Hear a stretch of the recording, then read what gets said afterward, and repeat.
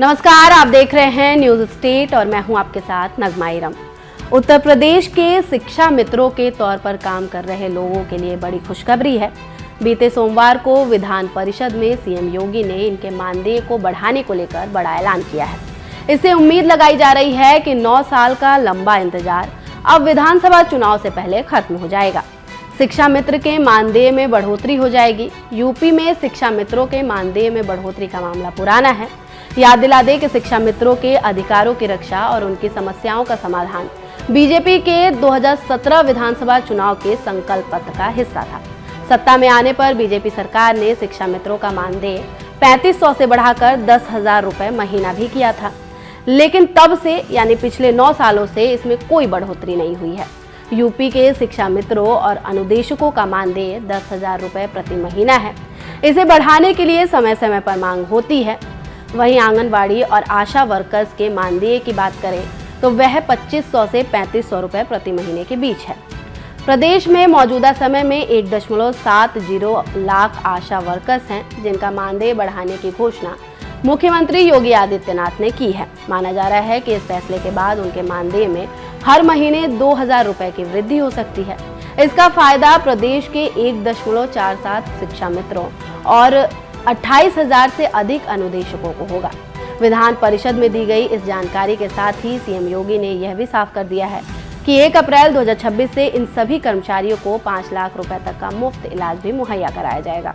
आइए सबसे पहले आपको सीएम योगी ने विधान परिषद में क्या कुछ कहा वो सुनवाते हैं। इनके लिए करेंगे, आंगनबाड़ी, आशा वर्कर, इन सभी के भी मानदेय को बढ़ाएंगे। शिक्षा मित्र, अनुदेशक, इन सब के लिए भी सरकार कार्य कर रही है और ये सरकार पहली सरकार है जिसने शिक्षा मित्रों के लिए, शिक्षकों के लिए, किसी भी कोई भी शिक्षक हो, उच्च शिक्षा के हो, माध्यमिक के हो, बेसिक के हो, वे शिक्षा मित्र हो, अनुदेशक हो, इन सबको, शिक्षणोत्तर कर्मचारियों, इनको हम लोगों ने 5 लाख रुपए तक की कैशलेस स्वास्थ्य की सुविधा उपलब्ध करवाई।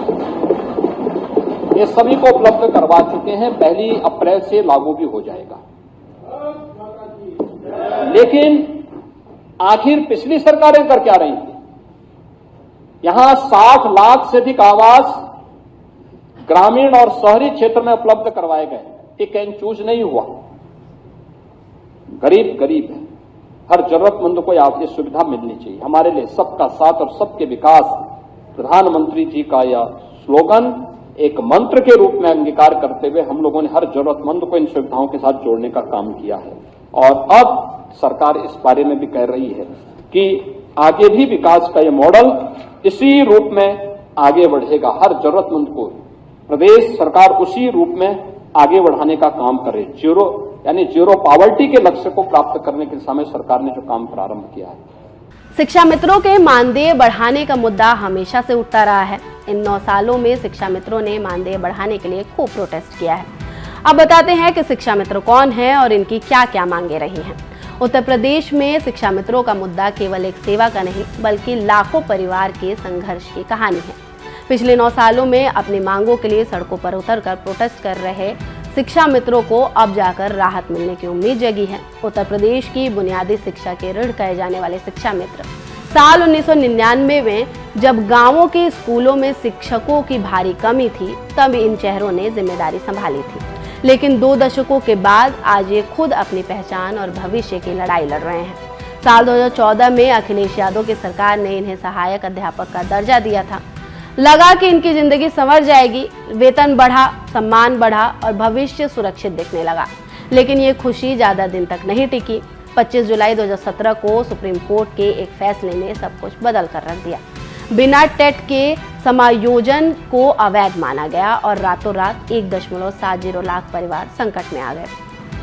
लेकिन अब 9 साल के लंबे इंतजार और अनगिनत संघर्षों के बाद उम्मीद की एक नई किरण दिखाई दी है।